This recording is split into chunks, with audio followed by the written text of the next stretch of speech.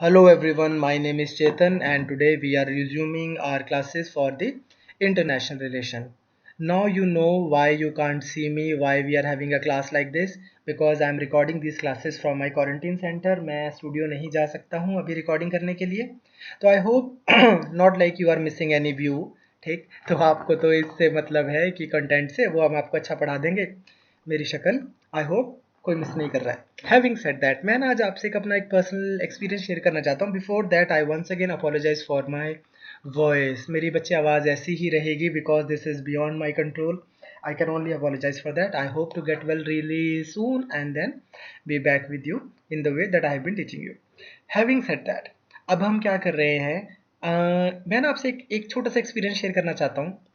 मेरे ना एक स्टूडेंट कम फ्रेंड जो भी बोलो, ठीक है, तो वो थे and she got into IPS. When she got into IPS वो हैदराबाद चले गए अपनी ट्रेनिंग करने के लिए.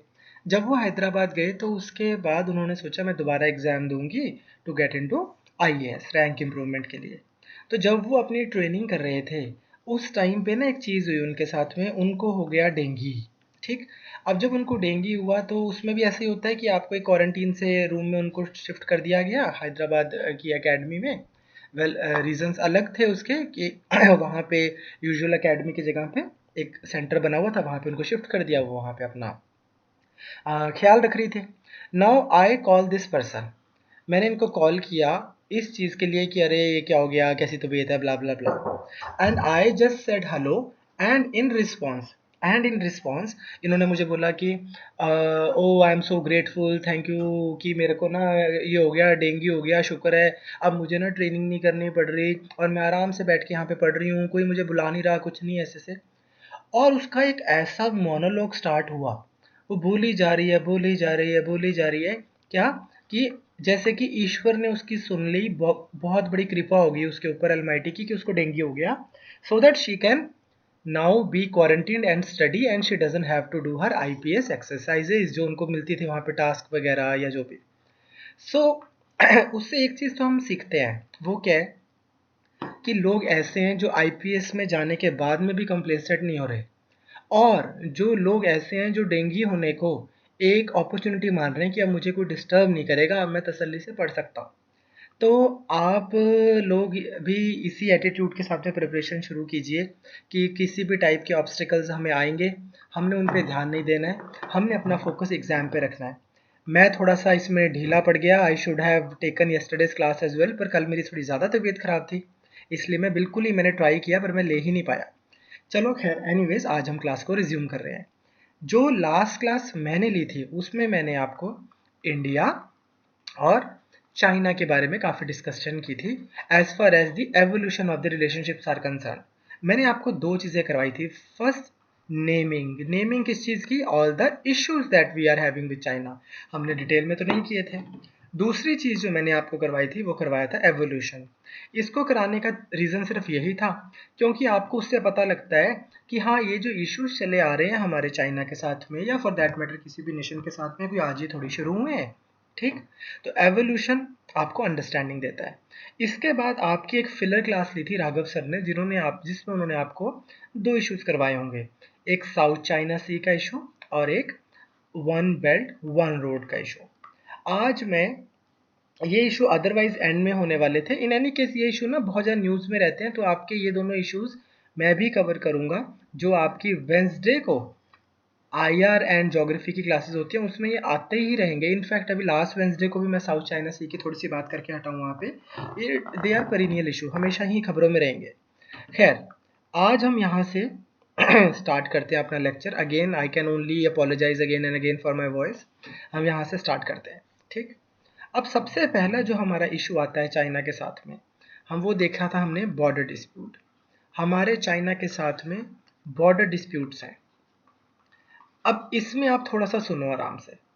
चाइना के और हमारे जो बॉर्डर डिस्प्यूट्स हैं ना, अनफॉर्चुनेटली वो तीनों सेक्टर्स पे है.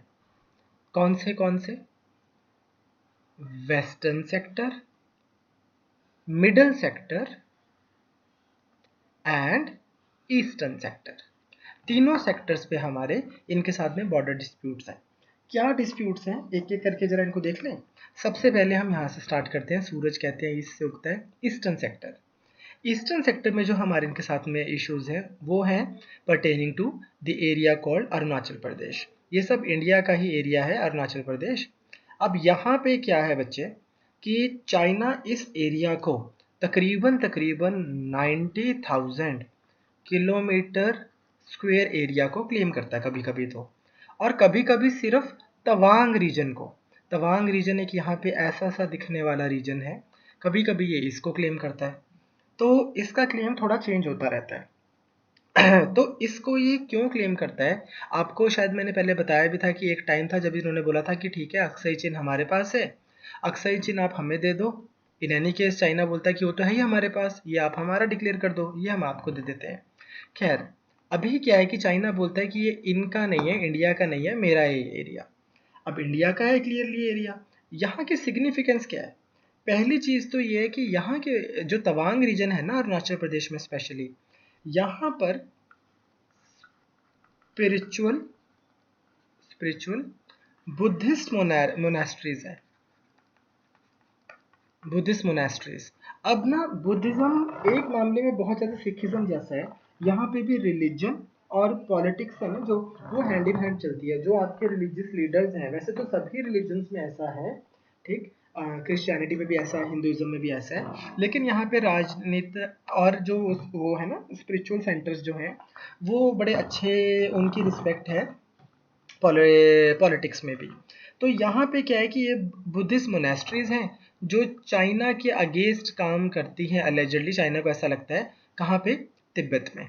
उनको लगता है कि यहाँ पे जो मोनेस्ट्रीज बैठी हैं ये गाइड करती हैं यहाँ के पॉलिटिकल लीडर्स को चाइना के अगेंस्ट जाने के लिए। तो अगर हम यहाँ पे कंट्रोल होगा हमारा, तो फिर हमारा तिब्बत सिक्योर हो जाएगा। दूसरा क्या है बच्चे कि इसी एरिया में, with in this area only, I beg your pardon, within this area only, यहाँ पे ना ग्रीनरीज है। इनफैक्ट तवांग को ना हम एक और चीज भी बोलते हैं, तवांग को हम बोलते हैं ग्रीनरी, वो ग्रीनरी ऑफ तिब्बत, ठीक। इसका मतलब क्या है कि यहाँ पे इतना कि खेती बाड़ी हो जाती है कि आप पूरे एरिया को फीड कर सकते हो। तो इस वजह से यहाँ पे चाइना क्लेम करता रहता है। अभी रिसेंटली चाइना ने एक चीज़ क्या करनी शुरू कर दी थी कि यहाँ का कोई भी पर्सन अगर चाइना जाता है, जैसे अगर मान लो मैं इधर का रहने वाला हूँ और मैं चाइना चला गया, अपना पासपोर्ट लेके गया, उन्होंने पासपोर्ट पे मेरे को वीज़ा दे दिया, स्टैंप लगा दी। लेकिन अगर यहाँ का कोई पर्सन वीज़ा लेने जाता है तो उसके पासपोर्ट पे वीज़ा नहीं लगाते, उसको एक पेज पे वीज़ा लगाकर उस पेज को स्टेपल कर देते हैं। क्यों? कहते कि भैया अगर तुम अरुणाचल प्रदेश के हो तो तुम इंडियन पासपोर्ट क्यों कैरी कर रहे हो, तुम तो चाइनीज पासपोर्ट कैरी करना चाहिए। अरुणाचल प्रदेश वाले बॉर्न बंदे को इंडियन पासपोर्ट होल्डर हम मानते ही नहीं, काइंड ऑफ थिंग। कि उन्होंने स्टेपल्ड वीज़ा लगाना शुरू कर दिया। इसको बोलते हैं हम स्टेपल्ड वीज़ा इशू। आपको ना पता होना चाहिए, स्टेपल्ड वीज़ा इशू इसको बोलते हैं, ठीक। कि वो उनको, उनकी लेजिटिमेसी ही नहीं उसको मान रहे हैं कि हाँ यार, if you are born in Arunachal Pradesh, if you have Arunachal Pradesh passport, that means you have Indian passport. उस चीज़ को वो नहीं मान रहे। तो सबसे पहली प्रॉब्लम तो हमारी जो इनके साथ में आती है वो आती है ईस्टर्न सेक्टर में। दूसरा आता है हमारा इनके साथ में, चाइना के साथ में, मिडल सेक्टर, जिसको हम और क्या बोलते हैं, इधर से लेके इधर तक लगा लीजिए आप, जिसको हम बोलते हैं सेंट्रल सेक्टर भी बोलते हैं। मिडल सेक्टर या central sector, middle better word है। यहाँ पे क्या होता है, यहाँ पे डिस्प्यूट्स थोड़े कम हुए, डिस्प्यूट्स का लेवल नीचे गया। पहली चीज़ तो जैसा कि मैंने आपको बताया था 2003 में, 2003 में जब इंडिया और चाइना की स्ट्रेटेजिक पार्टनरशिप हुई तो उन्होंने सिक्किम को इंडिया का पार्ट रिकॉग्नाइज कर लिया कि ठीक है, वी टोटली एग्री कि सिक्किम जो है इंडिया का पार्ट है। फिर यहाँ से ही नथुला पास एक है, NATHULA, ला पास को ही बोलते हैं। मतलब क्या होता है, लेट्स टेक, ये पहाड़ी है, ये एक और पहाड़ी है, दूसरी पहाड़ी है, और इस तरह से अब इधर एक और पहाड़ी है। तो ये रास्ता आप देख रहे हैं जहाँ से मैं पहाड़ियों की इस तरफ से, अब मैं ऊपर से तो टाप के नहीं जा सकता था, लांग के ऊपर से तो नहीं निकल सकता था ना, तो यहाँ से जो ये रास्ता होता है पैसेज, जिससे मैं I can reach to the other side of the mountains, उसको हम बोल रहे हैं पास। तो नथुला पास को भी ओपन कर दिया, जिससे इंडिया को बहुत, अगर आपको इस तरफ जाना है मानसरोवर यात्रा, तो आप कर सकते हैं। तो ये भी उन्होंने इंडिया के लिए जेस्चर क्रिएट किया। लेकिन तो मतलब कहने का पॉइंट क्या है कि सेंट्रल एरिया में, मिडिल एरिया में छोटी मोटी दिक्कत के अलावा otherwise situation was decent. However however पिछले कुछ टाइम में, स्पेशली जब से नरेंद्र मोदी गवर्नमेंट आई है, तब से यहाँ पर प्रॉब्लम होनी शुरू हो गई। मे बी चाइना जो है ना, वो नरेंद्र मोदी गवर्नमेंट को ना अनसेटल करके रखना चाहता है। उसका रीज़न क्या है? इंडिया में ना बात सिर्फ मोदी जी की नहीं है, अगर इनकी जगह पे मनमोहन सिंह जी होते तो भी चाइना ऐसा ही करता।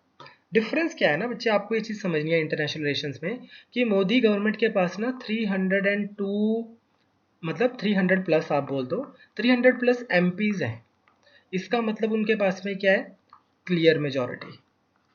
जिस बंदे के पास में क्लियर मेजॉरिटी है, उनको ये तो पता है ना कि I don't have to worry about the existence of my government, as far as this nation is concern. यहाँ पे तो पूरी मेरी चलेगी, मेरी सरकार है, मेरी कंट्री की सरकार है, कोई मेरी सरकार नहीं गिरा रहा। वो इंटरनल मैटर से फ्री है। अब क्योंकि Narendra Modi government internal matter से फ्री है, तो इसको लगेगा चाइना को कि यार ये पर्टिकुलर गवर्नमेंट अंदर से फ्री है, तो इसको उलझा के रखो यहाँ पे।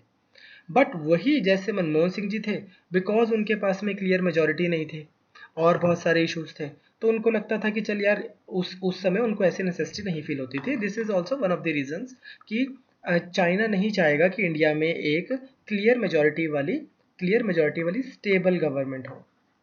स्टेबल गवर्नमेंट, क्योंकि अगर हमारी कंट्री स्टेबल है तो फिर चाइना को प्रॉब्लम है। तो खैर, जब से मोदी गवर्नमेंट आई तो इन्होंने मिडल सेक्टर में भी they started creating host of problems, जिसमें से एक इशू जो मैं आपको ना करंट अफेयर्स में भी कराऊंगा, आपने लास्ट ईयर सुना होगा, वो है बच्चे चुम्बी वैली इशू, जिसको हम क्या बोल रहे हैं, एक और दोकलाम इशू। ठीक, ये क्या है? यहाँ पे ना आप एक चीज़ पे मैं आपको फोकस चाहता हूँ कि आप फोकस करें please. If you look at this area, if you look at ये दिस एरिया, ये वाला एरिया, तो आप एक चीज़ देख रहे हैं कि ये जो है कंट्री, एक सेकेंड, ये वाली जो कंट्री है, ये तो इंडिया नहीं है, ये तो हो गई इससे नेपाल। ये वाली जो कंट्री है, ये भी इंडिया नहीं है, ये हो गई भूटान। और ये वाली जो कंट्री है, ये भी इंडिया नहीं है, ये हो गई बांग्लादेश। ठीक बात। Now look at this area. एक सेकंड के लिए मैं आपको ये एरिया ये देखो, ये वाला एरिया, ठीक, ये पतला सा एरिया, ये इंडिया है। अगर ये वाला एरिया, ये इधर वाला छोटा सा एरिया, ये तो सिक्किम है, ठीक, ये वाला एरिया, तो चाइना को लगता है कि अगर हम किसी तरह इंडिया को यहाँ से कट कर दें, ये इतनी सी एरिया जिसको हम बोलते हैं चिकन नेक इंडिया के, चाइना को लगता है अगर हम यहाँ से इंडिया को कट कर दें तो आप क्या हो जाएगा, खुद आप देखो, अगर यहाँ से यहाँ तक कट लग जाए तो इंडिया का जो नॉर्थ ईस्ट है सारा का सारा, फ्रॉम असम टू अरुणाचल प्रदेश, नागालैंड, मणिपुर, मिजोरम, त्रिपुरा, मेघालय, सारा इंडिया से कट हो गया। तो इसलिए चाइना यहाँ पे इंडिया वल्नरेबल है, इसका फ़ायदा उठाना चाहता है और उठाता रहता है। इसमें बच्चे एक चीज़ जो छोटी सी मैं आपको बताना चाहता हूँ वो यही थी कि चाइना ने क्या किया कि ये जो कंट्री है जिसको हम बोल रहे हैं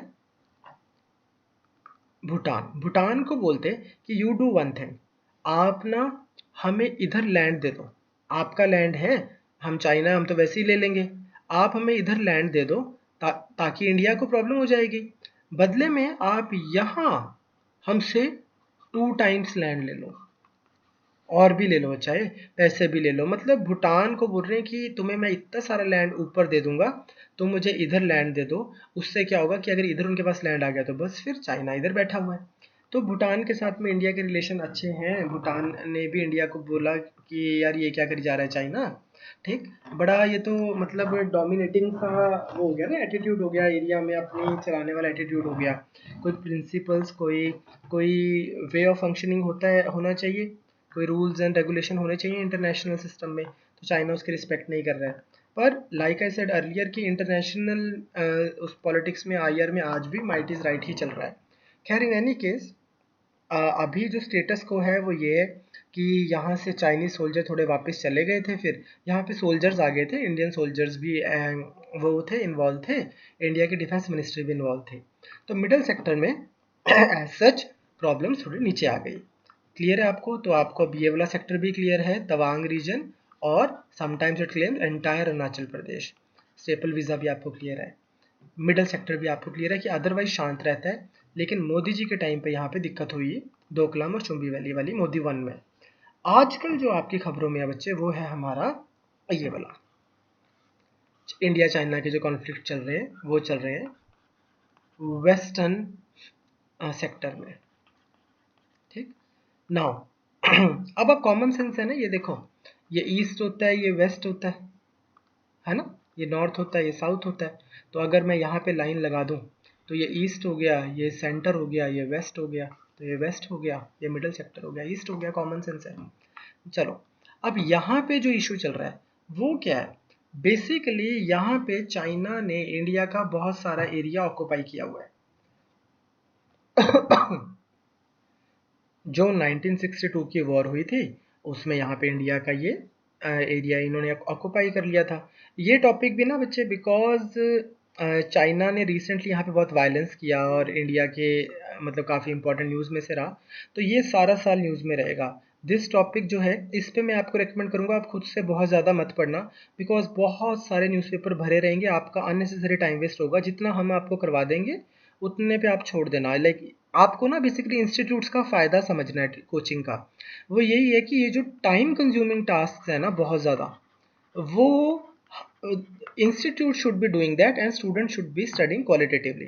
सो दिस थिंग जो है, इसकी सारी के सारे दुनिया भर के आर्टिकल जो यहाँ आ रहे हैं वो हम पढ़ देंगे, हम आपको उसकी समरी देंगे। पर हाँ, आप you keep an I on the issue. तो बच्चे अब क्या है कि 1962 में यहाँ पे लड़ाई हो गई और इन्होंने हमारा एरिया कैप्चर कर लिया। अब चाइना बोलता है कि ये हमारा है, इंडिया बोलता है हमारा। तो चाइना किस ग्राउंड पे बोलता है कि उनका किस ग्राउंड पे? वो बोलते हैं कि यार देखो यहाँ पे है लद्दाख। ठीक, सॉरी, इंडिया बोलता है कि यहाँ पे है, ये है लद्दाख, और ये है लद्दाख प्लेट्यू की एक्सटेंशन। क्योंकि लद्दाख हमारा है, अक्साई चिन हमारा है, ये लद्दाख प्लेट्यू की एक्सटेंशन है। चाइना बोलता है कि ना, ये लद्दाख प्लेट्यू की एक्सटेंशन नहीं है, यहाँ पे है एक एरिया जिसको हम बोलते हैं तिब्बत, और ये तिब्बत प्लेट्यू की एक्सटेंशन है, इसलिए ये हमारा है। तो उनका क्लेम है geographical claim Tibet plateau based, हमारा है लद्दाख प्लेट्यू बेस्ड। पहली चीज़। फिर उसके बाद में आप लोगों से ही पूछ लेते हो, किसी भी एरिया में आपने पूछ लेते हो ना, इसकी चीज़ को हम क्या बोलते हैं? रेफरेंडम। रेफरेंडम का मतलब होता है लोगों से वोटिंग करा के पूछना कि आपको इस कंट्री के साथ रहना है या इस कंट्री के साथ रहना है या अलग रहना है। अब यहाँ पे अक्साई चिन में ना रेफरेंडम भी नहीं हो सकता। उसका रीज़न क्या है कि इधर अक्साई चिन में ना इनहेबिटेंट एरिया नहीं है, लोग नहीं रहते यहाँ पे। ठीक, इस वजह से आप इसको वो नहीं करवा सकते, रेफरेंडम नहीं करा सकते। तीसरी चीज़ क्या है लेकिन इंडिया की फेवर की, there is one factor that is supporting India. That simple factor is history में, इन दी मिडीवल हिस्ट्री, ये जो सारा एरिया है, इधर से लेके इधर से लेके ये इधर इधर तक, ये सब कश्मीर की रियासत होती थी। और कश्मीर के राजा ने, जो किंग था कश्मीर के, वो डिफरेंट डिफरेंट ज़मींदार्स को ये वाला एरिया लीज पे देते थे, और ये लीज डॉक्यूमेंट्स एग्जिस्ट करते हैं। अब आप कॉमन सेंस लगाओ, मोदी जी जो हैं वो किसी को न्यूयॉर्क का एरिया तो लीज पे नहीं दे सकते, क्योंकि न्यूयॉर्क इंडिया में ही नहीं आता। डोनाल्ड ट्रंप मुंबई का एरिया नहीं किसी को लीज पे दे सकते, क्योंकि वो उधर नहीं आता यूएसए में। जिसका एरिया जो होगा, जो ओनर होगा, वही तो लीज पे दे सकेगा किसी को। So just the very fact that there exist overwhelming documents showing that the king of Kashmir had been leasing out the area of Aksai Chin shows that in the medieval times This area happened to be the part of the kingdom of J&K. Now J&K is part of India, तो corollary उसकी बनती है कि Aksai चिन भी India का है। तो India का ये स्टैंड है। पर खैर, अब आपको एक चीज़ और समझनी है कि ये एरिया किसके कब्जे में है? चाइना के। इंडिया क्या कर सकता है? रिक्वेस्ट कर सकता है। अगर इंडिया मान लो कल को यहाँ पे अपनी फोर्सेस भेज देता लड़ने के लिए कि लाओ अपना एरिया खाली करवा के लाओ, चाइना भी अपनी फोर्सेस भेज देगा, इंडिया और फोर्सेस भेजेगा, वो और भेजेगा, इंडिया और भेजेगा, वो और भेजेगा, और आपकी हो जाएगी पूरी लड़ाई फुल फ्लेश्ड, जिसमें दोनों देशों को बहुत नुकसान होगा। और हम ये मान के भी चल रहे हैं कि चाइना काफ़ी स्ट्रॉन्ग पावर है military. Now in this situation आप उनसे कब मतलब काइंड ऑफ पोजेशन तो ले नहीं सकते लड़के। आप कैसे लड़के पोजेशन लोगे? इसलिए बहुत सारे स्कॉलर्स सब ये बोलते थे कि यार ये आप ना चाइना से पोजेशन तो खाली करवा नहीं सकते। जब पोजेशन में ही उनके है तो फिर आप एक काम ही करो, उनकी डील ये मान लो कि ठीक है यार तुम एरिया ये वाला रखो, और ये वाला एरिया जो है अरुणाचल प्रदेश वाला, इस पे इंडिया की सॉवरेनिटी मानो। तो कुछ लोगों को लगता था कि ये डील कर लेनी चाहिए थी, कुछ लोगों को लगता है नहीं करनी चाहिए थी। दोनों व्यू पॉइंट अपनी जगह ठीक है। जिनको लगता है नहीं करनी चाहिए, उनको लगता है कि क्यों भाई, ये भी एरिया हमारा है, ये भी एरिया हमारा है, इस तरह से आप अपनी सॉवरेनिटी के साथ में कैसे कॉम्प्रोमाइज़ करोगे? पहले वाले लोग बोलेंगे यार थोड़ा रियलिस्टिकली बात करो, अगर इतनी ही तुम्हें सॉवरेनिटी की चिंता है तो ये लो, तुम्हारे एरिया पे आके बैठा हुआ है, जाके फिर अपना एरिया खाली करवा लो, तो तुम्हारे सॉवरेनिटी के क्राइसिस नहीं हो रहे क्या? Why don't you go and get this area evacuated then, if you are so this concerned about sovereignty? So both sides have their own arguments. Okay, so these are the border issues that we are having with China. इसमें आपको खुद से मतलब इस lecture के साथ ही आपको notes मिलेंगे जो मैं बोल रहा हूँ। This is why I am not like giving you PPTs, मैं आपको प्रॉपर आज नोट्स इसके साथ ही दे रहा हूँ। शायद इनफैक्ट ये वाले तो आपको मिल भी चुके होंगे, आप अपने एग्जिस्टिंग नोट्स चेक करना। नाउ हैविंग सेड दैट, आपको खुद से क्या करना है, इधर ना जो भी चीज़ें न्यूज़ में आ रही हैं, जैसे कि ऐसे ऐसे वाले वर्ड्स आप सुन रहे होगे, फिंगर 1 2 3 4, है ना, या फिर पैंगोंग लेक, ऐसे वाले एरियाज, इनको ना बस आपने मैप में देख लिया करो, सो दैट जब आपको यूपीएससी प्रीलिम्स में आए तो आपको पता हो कि एग्जैक्टली ये पढ़ते कहाँ पे है। ऑलराइट, तो चलो let's move on to the next topic. तो that winds up our border disputes. अब इसके बाद में हमारे पास आता है next set of disputes with China. तो उसमें बिफोर डूइंग दैट एक बार मैं आपको एक चीज़ छोटी सी बताना चाहता हूँ कि अब हम जो नेक्स्ट कर रहे हैं वो हम कर रहे हैं वाटर डिस्प्यूट्स। वाटर डिस्प्यूट्स जो हमारे चाइना के साथ में हैं, इनको हम दो पार्ट्स में डिवाइड करते हैं। पार्ट नंबर 1 जो है वो है वाटर ऑन हाई सीज। ठीक, आजकल नेटफ्लिक्स पे एक सीरीज भी है ना, हाई सीज। ठीक, और दूसरा जो है हमारा वो है inland water. Inland water, inland water और हाई सी में फ़र्क क्या होता है? लेट्स से ये कंट्रीज़ हैं जो तो समुद्र का पानी है, जो सबका है, इंडियन ओशियन से आगे पैसिफिक ओशियन, वो है हाई सीज। लेकिन लेट्स टेक, अगर यहाँ से कोई नदी चाइना से होती हुई, या इधर ना भी जाए चाइना से, इधर से तिब्बत से ही आए, तिब्बत पे उन्हीं का राज है, इधर से होती हुई कोई इंडिया आ रही है और यहाँ से बांग्लादेश चली गई, तो अब ये देखो ये सी तो नहीं है। मैं एक बार दोबारा बना दूँ जस्ट क्लियर करने के लिए। लेट्स टेक, यहाँ से कोई रिवर आ रही है और इधर से होती हुई, इंडिया से होती हुई ऐसे चली जाए, तो अब ये देखो ये सी तो नहीं है, इसको हम बोलते हैं इनलैंड वाटर बॉडी, रिवर्स वगैरह को।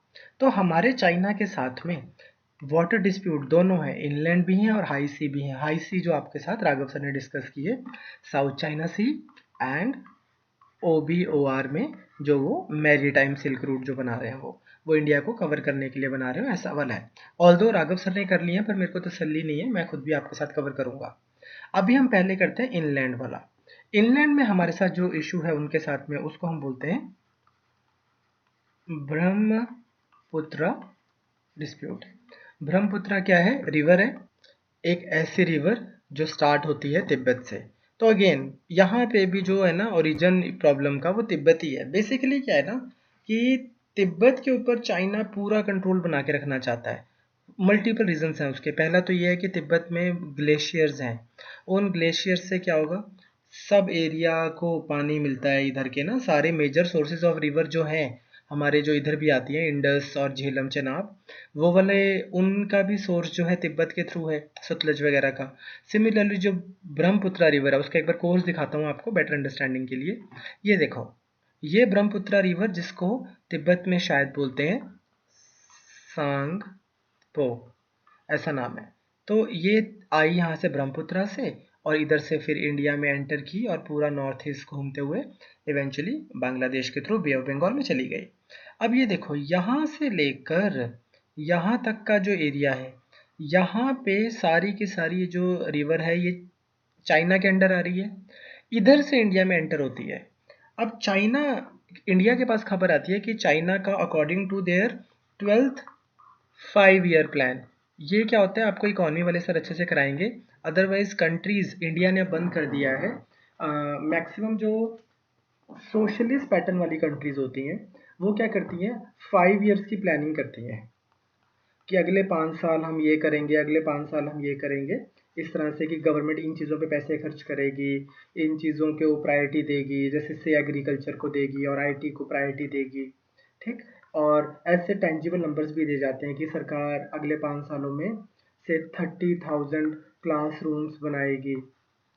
तो इससे नुकसान क्या हो जाता है सेंट्रलाइज प्लानिंग का ऐसे का, कि मान लो हो सकता है कि अगले 5 साल में आपको लग रहा है कि हमें क्लासरूम्स की इतनी ज़रूरत नहीं है, जो एग्जिस्टिंग क्लासरूम्स हैं उन्हीं को अपडेट करने की ज़रूरत है। लेकिन सेंट्रलाइज प्लानिंग हुई होती है तो बस उसी के हिसाब से काम चलता रहता है। तो इसके फ़ायदे भी हैं, नुकसान भी हैं। तो सोशलिस्ट कंट्रीज करती हैं सेंट्रलाइज प्लानिंग्स।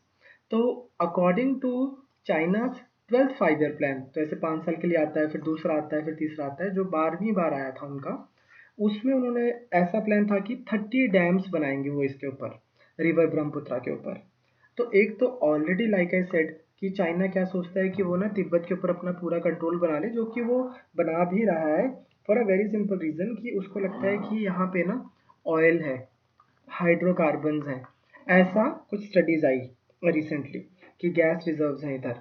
दूसरा एक उसको जो बहुत फ़ायदा यहाँ पे दिखता है वो ये दिखता है कि जो तिब्बत है ना, तिब्बत से आप तीनों चारों जगह कनेक्ट होते हो। आप ये वाले एरिया में भी कनेक्ट होते हो, country which is controlling this area is connected to Myanmar यहाँ पे इधर से। तो you are in control of, in connection of south east Asia. आप चाइना में तो हुई, आप इधर भी जो सेंट्रल एशियन कंट्रीज़ हैं, इसके बस आगे थोड़ा सा आगे ही तो आ जाता है अफ़गानिस्तान, कि आप अफ़गानिस्तान में भी कनेक्टेड हो, ऊपर तुर्कमेनिस्तान में भी कनेक्टेड हो, तो इसकी लोकेशन भी बहुत अच्छी है तिब्बत की। तो इन सब चीज़ों को ध्यान में रखते हुए प्लस उनको ये तो लगता ही है कि हम इसका वाटर का फुल एडवांटेज ले लें, तो उन्होंने क्या किया, China decided to make 30 dams on this river Tsangpo.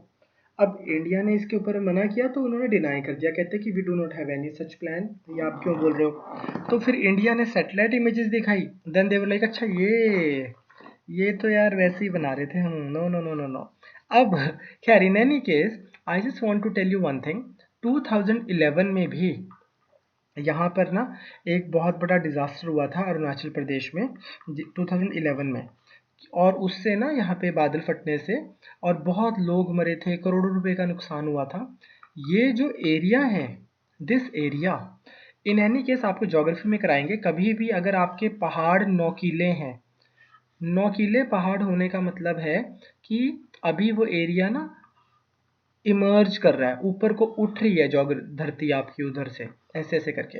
क्यों होता है ये, अभी मैं उसकी डिटेल में नहीं जाऊंगा। तो इस वजह से एरिया साइज्मिक जोन में बहुत ऊपर है, इसका मतलब ये अर्थक्वेक प्रोन एरियाज है। अब अर्थक्वेक प्रोन एरियाज में अगर आप इतने सारे डैम्स बनाओगे तो फिर बहुत ज़्यादा प्रॉब्लम हो सकती है। इस वजह से इंडिया बोलता है कि इधर आप डैम्स नहीं बनाओ। तो मल्टीपल रीजंस में से पहला रीज़न क्या है इंडिया का, ब्रह्मपुत्रा पे इनको बोलना कि आप इस पे कंट्रोल थोड़ा इजी करो कि ये एरिया साइज्मिक है। दूसरा मतलब तो यहाँ पे डिजास्टर हो सकता है। दूसरा क्या है, security concern. If history has taught us anything, Hiroshima Nagasaki और ये सब, if history has taught us anything is that states, सरकारें, nations, they are capable of any inhumane activity during the times of war. अगर मान लो India और China की कभी कोई लड़ाई हो रही है और यहाँ से डैम्स खोल दें, तो यहाँ पे कितने उस समय कोई भी चाइना में, मान लो कोई बहुत ही जल्लाद टाइप इंसान कोई रूल कर रहा है, उसने यहाँ पे डैम्स खोल दिए और सारा का पानी जो है इधर आम लोगों को डुबा ले जा सकता है, तो उसकी सिक्योरिटी कंसर्न। तो पहला क्या है, अर्थक्वेक, डिजास्टर, ये सब आपको नोट्स में मिलेगा। दूसरा सिक्योरिटी। तीसरा क्या है, इंडिया की खुद की वाटर रिक्वायरमेंट। अरे भाई ये तुम्हारी नदी अगर यहाँ से निकल के यहाँ पे आ रही है तो यहाँ पे थोड़ी रोक दोगे, नदी तो अपना पूरा यहाँ तक जा रही है, तो इस एरिया को, इतने एरिया को भी तो पानी चाहिए। आप डैम्स बना के यहाँ पे वाटर कम क्यों कर दोगे? हालांकि इस पर्टिकुलर इशू पे ऐसा माना जाता है कि इस एरिया में जो रिवर का कोर्स है, यहाँ पे मैक्सिमम जो बारिश होती है, वो जो मानसून आता है ना इधर से बे ऑफ बंगाल से, कहते हैं कि वो वाला जो मानसून है वो इधर आके इस तरह से इधर पानी में पड़ता है। इधर 70% of the water availability here is because of the monsoon. तो शायद वाटर अवेलेबिलिटी को इतना फर्क नहीं पड़ेगा, बट बात वो नहीं है। इंडिया चाहता है कि आप हमारे साथ में ट्रीटी करो। जैसे अभी यहाँ पे ये हो रहा है ना कि रिवर जो है ऊपर चाइना है और चाइना से रिवर इंडिया में आ रही है, तो जो भी कंट्री ऊपर की तरफ होती है रिवर के, जहाँ जिससे ओरिजिनेट हो रही है, जो ऊपर की तरफ है, उसको हम बोलते हैं this country is upper riparian. जो भी कंट्री नीचे की तरफ होती है उसको हम बोलते हैं लोअर राइपेरियन। ठीक। अब अगर आप देखोगे तो बांग्लादेश और इंडिया के केस में नदी वही है, India becomes the upper riparian and Bangladesh becomes the lower riparian. India और चाइना के केस में China becomes the upper riparian, India becomes the lower riparian. तो इसी तरह से ना एक और नदी है जो मैं आपको इंडिया पाकिस्तान में कराऊंगा, इंडस वाटर। इंडस वाटर में इंडिया अपर राइपेरियन है और पाकिस्तान लोअर राइपेरियन है। फिर भी इंडिया ने इस तरह की नहीं किया हुआ, इंडिया ने एक प्रॉपर ट्रीटी की हुई है ताकि पाकिस्तान को भी उसके हिस्से का पानी मिले। तो इंडिया चाहता है कि जैसी हमने ट्रीटी, इंडस वाटर ट्रीटी चाहे पाकिस्तान के साथ में की हुई है, वो तो हमारा इतना बड़ा एनिमी देश है, तो आप भी हमारे साथ में वैसी ट्रीटी करो। लेकिन चाइना ज़्यादा कॉपरेट नहीं कर रहा है, इंटरेस्टेड नहीं है। तो आपको सेकंड इशू भी हमारा समझ आ गया। फर्स्ट इशू जो हमने किया है वो किया है बॉर्डर का, तीनों सेक्टर्स के। सेकंड इशू हमने किया है वाटर, इनलैंड वाटर। अब हम आते हैं थर्ड इशू के ऊपर। थर्ड इशू है हमारा इनके साथ में trade issues, issues related to economy.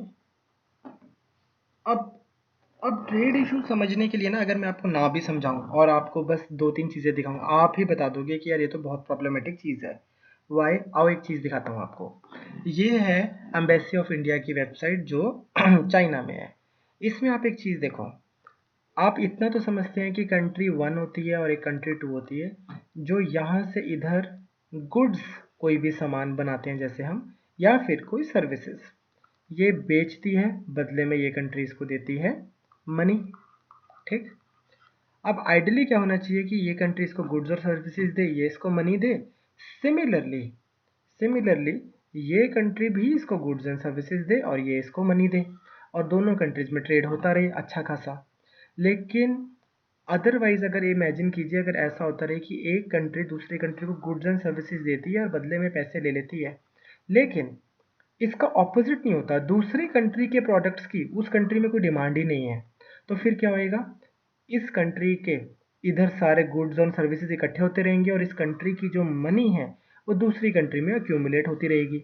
यहाँ पे पैसा इकट्ठा हो ही जा रहा है, यहाँ पे गुड्स एंड सर्विसेज दूसरी कंट्री के इकट्ठे हो ही जा रहे हैं, इनकी अपनी मैन्युफैक्चरिंग डाउन हो गई, इनके पास दुनिया भर का पैसा हो गया। इस सिचुएशन को जब दो कंट्रीज़ के इंपोर्ट और एक्सपोर्ट मैच नहीं करते, एक कंट्री का इंपोर्ट दूसरी कंट्री के एक्सपोर्ट के साथ में मैच नहीं कर रहा, कंट्री 1 कंट्री 2, तो फिर हम बोलते हैं कि ये हेल्दी इंपोर्ट एक्सपोर्ट रेशो नहीं है, और इसी चीज़ को हम बोलते हैं फिर ट्रेड में आ गया डेफिसिट।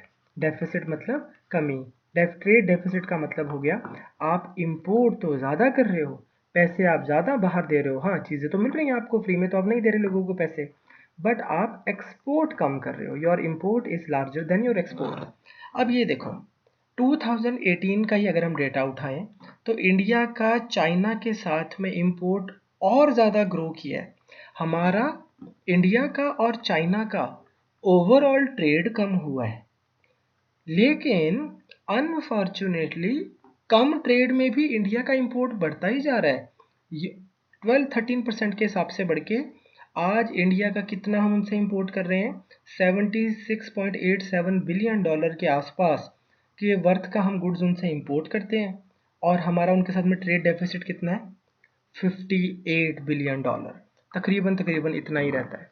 ठीक, मोर देन $55 बिलियन। मतलब क्या हुआ इस बात का, आप ये लगा लो कि इंडिया क्या कर रहा है, $110 बिलियन की चीजें मंगवाता है और से $55 बिलियन की चीजें बेचता है। तो पीछे कितना रह गया, 55। ठीक, तकरीबन तकरीबन इतना, आधी चीजें हम उनको बेचते हैं और ज्यादा चीजें हम उनसे खरीदते हैं। पहली चीज तो यही आपको समझ आना चाहिए कि इंडिया और चाइना के ट्रेड इश्यूज में सबसे बड़ी प्रॉब्लम क्या है कि वो हमें अपने प्रोडक्ट्स बेचते हैं पर उनकी मार्केट हमारे प्रोडक्ट्स के लिए ओपन नहीं है।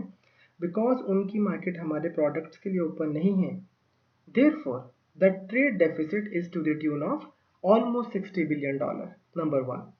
दूसरी चीज मैं आपको एक और चीज दिखाना चाहता हूँ कि चाहे हमारा उनके साथ में ये देखो ट्रेड कम होता जा रहा है ओवरऑल, बट कैन यू सी, पहले हमारा उनके साथ में ट्रेड डेफिसिट था, इंडिया इंपोर्ट करता था $54 बिलियन, फिर 58 बिलियन, फिर 59, 68, अब इतना। ठीक, ट्रेड इम्बैलेंस बढ़ता जा रहा है, बहुत खराब ट्रेंड है ये। दूसरी चीज जो है वो एक और चीज आप नोटिस करो, ये वो चीजें हैं जो इंडिया एक्सपोर्ट करता है उनको, slag and ash, natural pearls, precious metals, ठीक है, yarn, fabrics, fish, mollusc, aquatic invertebrates, ये सारी चीजें। और इंपोर्ट क्या करता है उनसे, इलेक्ट्रिकल मशीनरी, इलेक्ट्रॉनिक्स, टेलीविजन। आपको पता ही है Xiaomi, वीवो, ओप्पो, ये तीन मिला के इंडिया की 50% मार्केट्स के ज़्यादा का हिस्सा है इनका मोबाइल फ़ोन का। न्यूक्लियर रिएक्टर्स, खैर ये तो मतलब अभी इतना ही नहीं है, बॉयलर्स, मशीनरी, इंडस्ट्री में अप्लायंस होने वाले, organic chemical, plastics, iron and steel. So can you see one thing, हम उनको बेच क्या रहे हैं, रॉ मटेरियल, खरीद क्या रहे हैं, फिनिश्ड गुड्स। तो ऑब्वियसली जो हम उनको बेच भी रहे हैं हमें क्या ही फ़ायदा होता होगा, कुछ भी नहीं, ना इतने लोगों को एम्प्लॉयमेंट ही मिलता होगा। और वो देखो, कहीं से पहले वो आयरन एंड स्टील और कर उसको और से उसको स्टील बनाते होंगे, फिर उसका प्रोडक्ट बनाते होंगे, फिर उसकी फिनिशिंग करते होंगे, फिर ये फिनिश गुड हमें बेचते हैं। तो इतना महंगा प्रोडक्ट आता है, हम उनको वापस बेचते हैं और उनको देखो इस प्रोसेस में कितने सारे लोगों को एम्प्लॉयमेंट मिला होगा वहाँ पे। तो इंडिया जो है वो, एक ये प्रॉब्लम है हमारी उनके साथ में कि we are giving them raw material, we are importing finish goods. तो आई होप आपको दो मेजर प्रॉब्लम्स तो पता लग गई हमारी उनके साथ में क्या है। अब होता क्या है, ऐसा होने के बहुत सारे कारण हैं। एक तो यही है कि जो उनकी मैन्युफैक्चरिंग कैपेबिलिटी है चाइना की, वो बहुत बेटर है compare to Indian manufacturing capability. हमारे यहाँ पे थोड़ा हाल ढीला है, मैन्युफैक्चरिंग बहुत कमज़ोर है, सरकार सपोर्ट नहीं करती है, इंडस्ट्रियलिस्ट को बहुत ज़्यादा सपोर्ट करना चाहिए। A country, you like in our country we need to realise that government can not give jobs to people, it shouldn't even like gracelessly try. अब आप देखो कोई भी पेपर निकलता है, क्या ढंग की 100 पोस्ट होती है, ठीक, और 1 लाख 2 लाख बच्चे जो हैं उसके लिए अप्लाई कर रहे होते हैं। जिन 100 बच्चों को लग गया, ये जॉब लग गई, बाकियों ने भी तो लाइफ में कुछ करना है, इतनी जॉब्स सरकार कहाँ से लाएगी। जॉब्स असेंशली आती हैं प्राइवेट सेक्टर से। अगर सरकारें प्राइवेट सेक्टर को सपोर्ट ही नहीं करेंगी तो फिर ये सारे लोग क्या करेंगे लाइफ में। तो इसलिए government should be supportive of private sector. खैर इन एनी केस, अब एक तो यही रीज़न है, कुछ रीज़न है चाइना की तरफ से भी हैं। क्या होता है कि जो इंडियन प्रोडक्ट्स चाइना में जाते हैं, चाइना उनके ऊपर रिस्ट्रिक्शन लगा देता है। अब रिस्ट्रिक्शन भी लगती है दो टाइप की, बैरियर जिसको हम बोले, वो होता है बच्चे दो टाइप का। एक होता है टैरिफ, TARIFF, टैरिफ बैरियर, और एक नॉन टैरिफ बैरियर। टैरिफ का मतलब क्या है, मनी रिलेटेड, या बेटर मैं तो आपको इजी के लिए बता रहा हूँ, इजी करने के लिए, टैक्स रिलेटेड। मतलब क्या है, इंडिया से कोई चीज़ गई चाइना, 100 रुपए की वो चीज़ थी, चाइना में खुद की जो लोकल मार्केट है वो 110 रुपए के उनके लोकल लोग बेचते हैं। लेकिन चाइना ने यहीं पे कस्टम पे इस चीज़ को रोक के इसके ऊपर 20% टैरिफ लगा दिया। अब जब उसने ये कर दिया तो इंडिया की चीज़ कितने की हो जाएगी? 120 की। अब जो एक लोकल चाइनीज़ है वो फिर इंडियन चीज़ क्यों खरीदेगा 120 रुपये की, अगर उसको 100 रुपये की लोकल चाइनीज़ चीज़ मिल रही है? उसको थोड़ी पता है कि 20% इसलिए महंगा हो गया क्योंकि चाइना ने इसके ऊपर कस्टम ड्यूटी लगा दी। So these type of barriers are called tariff barrier, जैसे कि किसी चीज़ पे कस्टम ड्यूटी लगा देना, टैक्स लगा देना, कोई सेस लगा देना, इस तरह की चीज़ें। Non tariff barrier on the other hand are, let's take, मैं किसी चीज़ के ऊपर बैन लगा दूं कि इसकी क्वालिटी ठीक नहीं है। जैसे फॉर एग्जांपल इंडिया के बासमती राइस, ये चाइना जाने थे, एक्सपोर्ट होने थे, इंडिया को उससे कुछ फ़ायदा होता, चाइना ने उसके ऊपर बैन लगा दिया, बोलते कि ये आपने good health and safety conditions में नहीं बनाए हुए, these rice are not made in hygienic condition. तो हमारे यहाँ पे चाइनीज़ लोग जो है ना, वो इसको हम उनको ये चावल खाने के लिए सूटेबल नहीं मानते। लुक हुज टॉकिंग, क्या क्या तो खाते हैं वो लोग, ठीक। पर खैर, इन एनी केस, अब हमारा उनके साथ में आपको ट्रेड इशू समझ आ गई कि हमारा उनके साथ में मेजर इशू है, वो है ट्रेड डेफिसिट, जिसका कितना क्वांटम है? तकरीबन तकरीबन 58 बिलियन यूएस डॉलर, बहुत ज़्यादा ट्रेड डेफिसिट है। और दूसरी प्रॉब्लम क्या है कि हम उनको रॉ मटेरियल एक्सपोर्ट करते हैं, वो हमें फिनिश गुड्स वो करते हैं एक्सपोर्ट। तीसरी प्रॉब्लम क्या है कि वो इंडिया के ऊपर टैरिफ एंड नॉन टैरिफ, मतलब टैक्स से रिलेटेड और टैक्स से ना भी related, otherwise health and safety, phyto sanitary, ऐसे वाले बैरियर्स के बहाने लगा लगा के, ये वाले बहाने लगा के इंडिया का इतना अपना माल वहाँ पे बिकने नहीं देते हैं। तो अब इसका सोल्यूशन क्या है? अब इसका सोल्यूशन एक बनता है कि ठीक है भाई, एक काम करो फिर आप हमारे यहाँ से इतने सारे पैसे ले जाते हो, इंडिया से चाइना इतने सारे पैसे जा रहे हैं, आप एक काम करो, आप गुड्स एंड सर्विसेज हमें वापस बदले में वापस देते हो। अब आपको लगता है कि इंडिया के गुड्स एंड सर्विसेज यहाँ पे चाइना में बिकने लायक नहीं है, पर आपके पास बहुत सारे पैसे तो इकट्ठे हो गए। आप एक काम करो, इस पैसे से आप आओ और इंडिया में इन्वेस्टमेंट कर दो। यहाँ पे कोई बहुत बड़ा से आप पोर्ट बना दो, जिससे से उधर गुजरात में या केरला में या कर्नाटका में कहीं पे भी पोर्ट बना दो। तो इस तरह से क्या होगा, इंडिया में वो पैसे इन्वेस्ट कर देंगे, जब ये पोर्ट बनेगा लोगों को एम्प्लॉयमेंट मिल जाएगी, या आप कोई हाईवे बना दो, ठीक, या आप कोई एयरपोर्ट बना दो, और आप उसके बाद में इसका किराया ले लिया करना। एक ही ऑप्शन बचती है, जिससे क्या होगा, इंडिया में भी पैसा आएगा और फिर सर्कुलेशन ऑफ मनी होती रहेगी। आइडिया क्या है कि मनी की सर्कुलेशन तो हो, ये थोड़ी कि जो पैसा एक बार चाइना चला गया बस, अब ये कभी वापस सर्कुलेट नहीं होगा। तो ऐसे तो वर्ल्ड इकोनॉमी ही क्रम्बल कर जाएगी, जो कि कर भी रही है। तो इस सर्कुलेशन ऑफ मनी के लिए आप चाइनीज इन्वेस्टमेंट करा सकते हो। This thing this thing is not trade, this is investment, क्योंकि अब वो उन्होंने पैसे लगा दिए ना इंडिया में एयरपोर्ट बनाने के लिए। लेकिन ये हम चाइना से वैसे नहीं करा सकते कभी, क्यों? क्योंकि जब चाइना आपकी कंट्री में इन्वेस्टमेंट करता है तो चाइना बहुत ज़्यादा इंटरेस्ट चार्ज करता है, और आप उतना इंटरेस्ट दे नहीं पाते। फिर चाइना बोलता है कि ठीक है, फिर ये जो एयरपोर्ट हमने बनाया है ये हमारा हो गया, लैंड स्वैपिंग में चला जाता है, ठीक। इसका मतलब चाइना ईस्ट इंडिया कंपनी की तरह काम करने लग जाता है कि ये एरिया मेरा हो गया, तुमने पैसे नहीं दिए, मैंने तुम्हारी कंट्री पे इतना ज़्यादा इन्वेस्ट किया था। तो इसलिए आप चाइना के साथ में ये भी नहीं कर सकते। इसलिए इंडिया और चाइना के काफ़ी ट्रेड इश्यूज सीरियस चल रहे हैं, ठीक। तो इसके बाद में जो हमारे पास अब चाइना और इंडिया को लेके इश्यूज आते हैं, वो आते हैं जो आपको राघव सर ने करवाए। वो दो इश्यूज कौन से हैं? South China sea plus OBOR। बच्चे, आपकी ना कल की क्लास से पहले, बिफोर टुमारोज क्लास, मैं ना ये दोनों की एक छोटी सी वीडियो बना के, या कल की क्लास में ही इसको ना मैं ड्रॉप कर दूंगा आपके पोर्टल पे। अब मेरे से ना अभी, आई एम सो सॉरी, मैंने ना ये 45 मिनट बोल लिया, मुझसे बोला नहीं जा रहा और ज़्यादा, ठीक। But I intend to cover this video and I just want to assure you that I will make up for this time, don't worry. तो आप प्लीज़ अभी इतना ही देख लो, और फिर कल हम करेंगे इंडिया की look east and act east policy, और उसी से पहले मैं आपको ये दोनों चीज़ें भी करा दूँगा। बट आपकी क्लासेस अब रिज़्यूम हो गई हैं। आज मैं 1 घंटा पढ़ा रहा हूँ। आई एम होपिंग कि कल मैं आपको डेढ़ 2 घंटे में ये दोनों चीज़ें कवर करा दूँगा। ठीक है? I wish you all the best.